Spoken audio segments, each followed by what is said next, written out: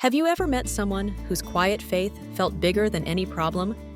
Not the loud kind of faith that performs for the world, but the steady, patient faith that wakes up before dawn and prays while the house still sleeps. This is the story of my mother, a woman whose faith moved mountains for our family when everything seemed lost.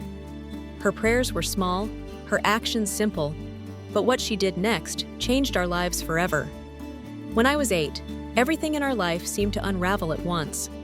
My father's business failed after the market crashed. The savings we counted on vanished.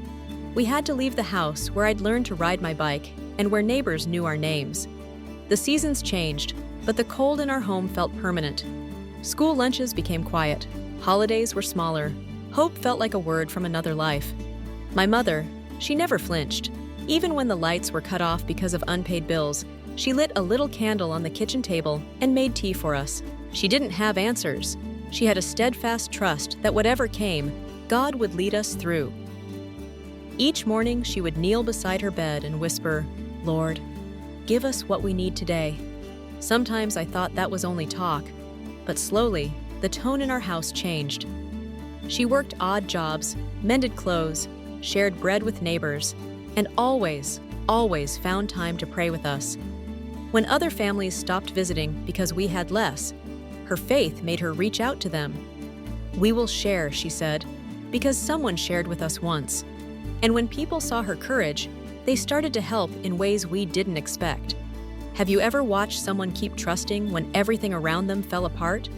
Maybe a parent, a grandparent, or a friend who seemed to carry a calm you couldn't explain. If you have, you know how contagious that faith can be. When someone refuses to panic, even in the face of loss, others begin to breathe again. Have you ever been that someone?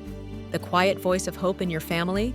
One rainy autumn evening, after months of struggle, my mother invited our small church group to our tiny rented kitchen. She wanted to say thank you, but instead, the church family surprised us. The local pastor stood and said, "We were led to help the family that once helped us." Envelopes were handed over, jobs were offered, and within a few weeks, my father had steady work again. Doors opened in a way that didn't look like coincidence. But the real miracle was deeper. My mother's faith had moved us from despair to courage. Rather than growing bitter, our family learned to serve. My father, humbled by that season, later volunteered to teach other men skilled trades. He became a mentor for those hit by layoffs.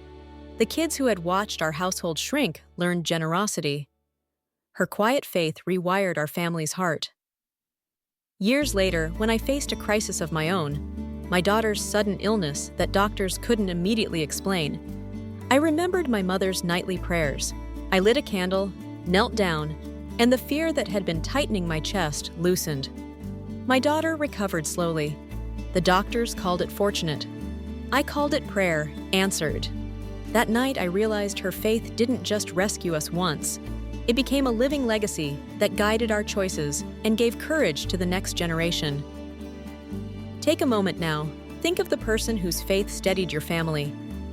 Picture their small rituals, the tea, the folded hands, the whispered words at the bedside.